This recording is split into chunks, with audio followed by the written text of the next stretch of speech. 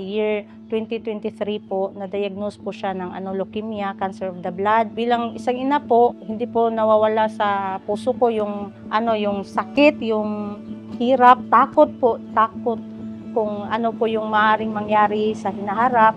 Yung first year ng treatment ng chemo niya, intensive po. Kaya napakalaking halaga po talaga ng kailangan namin. Kaya yung na-stop ang tindahan kasi wala nang puhunan kasi nagamit po namin.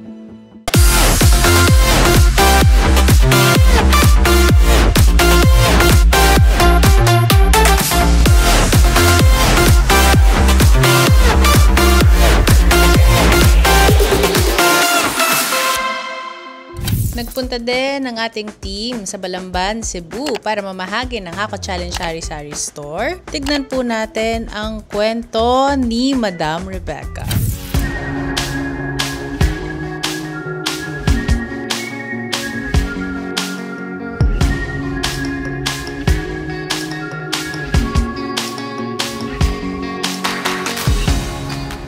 Ma'am Rebecca! Hello po! Ako po si Maria Rebecca Abiso, 36 years old, taga Balamban, Cebu. May mga anak po, ma'am. Yes po ma'am, 3 po yung anak ko. Ilang taon po ang Yung eldest po is 16 years old, yung pangalawa 5 years old at yung bunso 6 months po. May nag-aaral, ma'am, sa kanila. Yes po ma'am, yung eldest ko po nag-aaral, tapos yung pangalawa ko po may sakit po siya ma'am, may sakit po siyang cancer po, leukemia po. Yung bunso ko po ma'am is 6 months old. Ma'am, ano yung pinagkakaabalahan niyo dito sa Balamban, Cebu? May trabaho po ako ma'am, tapos yun, pagkatapos ng trabaho, uwi kasi antay bata po. Anong pong work ni Mr.? Nasa bahay lang po siya ma'am, nagbabantay din po ng mga anak namin. Ma'am, magkano yung kinikita mo per day? 550 po per day. Wala po kayong extra income. Wala po ma'am. Paano niyo, ma'am, napagkakasya yung sa niyo sa pang-araw-araw? Pinagkakasya na lang po talaga. Tapos minsan po, if wala po kaming bigas, nangihingi po kami sa parents ko po. Sino yung tumutulong sa inyo sa mga bata? Nandito naman po yung parents ko, tapos yung mga kapatid ko po, yung asawa ng kapatid ko, siya po yung nagbabantay ng bunso ko at yung may sakit ko pong anak. Kamusta naman, ma'am, yung buhay dito sa Balamban, Cebu? Okay lang naman po ma'am, nakaka-survive naman po sa araw-araw, pero ang hirap lang po kasi talaga, kasi po yung anak ko isa may leukemia nga po. Yung treatment po kasi niya, napakamahal po ma'am, napakamahal po ng mga bayarin. Tapos ngayon po, monthly po yung treatment niya. Sa katunayan nga po ngayong Friday, magdo-double procedure po siya, nangangailangan po talaga kami ng 20,000. 20,000 per procedure po. Lahat na po yan, ma'am. Yung pinakamalaking hamon po sa buhay namin is yung na-diagnose po yung anak ko. Year 2023 po, na-diagnose po siya ng leukemia, cancer of the blood. Lugmok kasi bilang isang ina po, hindi po nawawala sa puso ko yung sakit, yung hirap, takot kung ano po yung maaaring mangyari sa hinaharap. Tapos yun po kanang pray lang po talaga, pray. Tapos God is good po talaga ma'am, kasi marami pong tumutulong sa amin. Nag-post po kasi ako sa Facebook, marami pong nagpaabot ng tulong through GCash, ganun po, prayers. Pwede mo, ma'am, i-share kung anong nangyari dun sa tindahan, bakit na-stop? Nung una po ma'am, okay lang naman po talaga yung pamumuhay namin, nakaka-survive po kami sa araw-araw. Tapos nung na-diagnose po yung anak namin, yung first year ng treatment ng chemo niya, intensive po. Kaya napakalaking halaga po talaga ng kailangan namin. Kaya yung na-stop ang tindahan kasi wala nang puhunan kasi nagamit po namin. Kailan na-stop? Parang ilang taon na nakatayo yung tindahan? Mga mga 1 year na po. May gusto ka ba mensahe? May gusto ka bang pasalamatan sa family mo? Gusto ko pong magpasalamat sa family ko, sa mga friends ko, kakilala ko, at sa mga hindi kakilala na tumulong po sa amin nung walang-wala po talaga kami dahil nga sa sakit ng anak ko po. Bakit ka, ma'am, bang sumali sa Hakot Challenge Sari-Sari Store dito?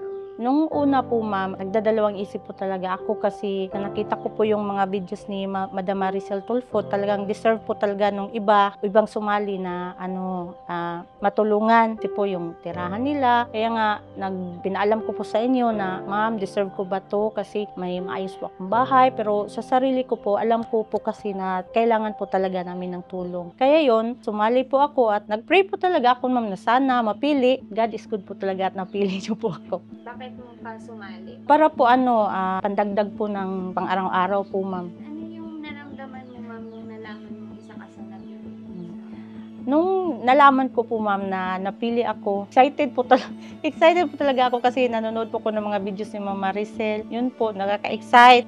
Akala ko po na wala nang pag-asa kasi wala namang chat na dumating. Tapos nun, bigla pong nag-chat yung staff. Yun po ma'am. Ngayong papaalis natin yung lahat na lalagyan natin ng mga grocery. Ano yung masasabi mo? Ma'am, masaya po ako ma'am at malaking pasasalamat ko po kay Madam Maricel Tulfo po na isa po ako sa napili at nabiyayaan po ng kaniyang tulong. Ano po may message mo kay Miss Maricel? Miss Maricel Tulfo, magandang araw po.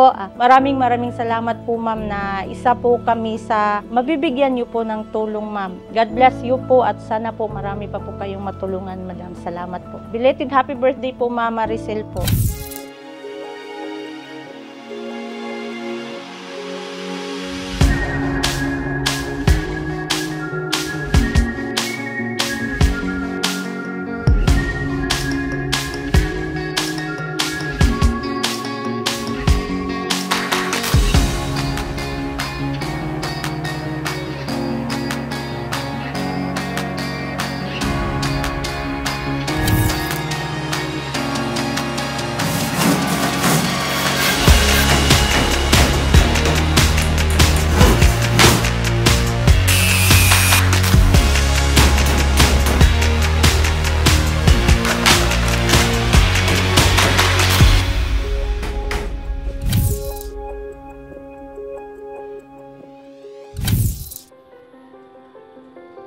Ma'am Rebecca. Hi, ma'am. Ma'am, nandito po ulit yung team namin para ibigay sa inyo yung mga grocery na ilalagay natin sa Sari-Sari Store. So, ready ka na, ma'am? I-unpack na natin. Yes, let's go!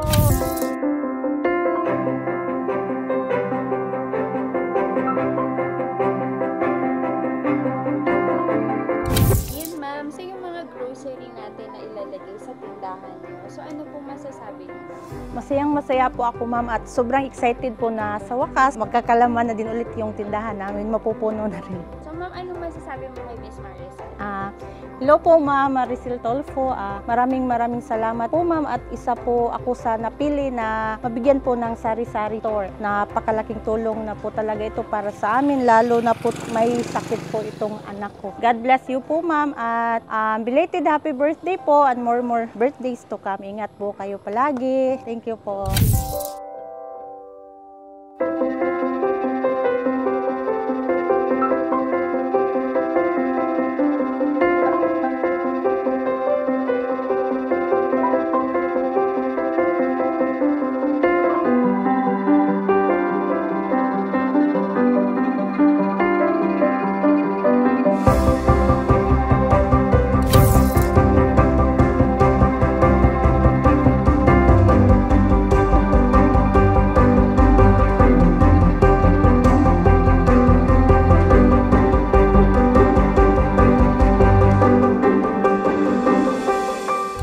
Unang-una po, gusto ko pong magpasalamat kay Lord kasi po kung wala siya, wala din po kaming lahat dito ngayon. Salamat po Miss Maricel Tulfo. Pangako ko po na palalaguin po namin tong tindahan po, yung Sari-Sari Store po na binigay niyo. God bless you po ma'am at sana po mas marami pa po kayong matulungan na mga mahihirap po. Belated happy birthday po and more birthdays to come po. Ingat po kayo palagi at mahal po namin kayo. Thank you!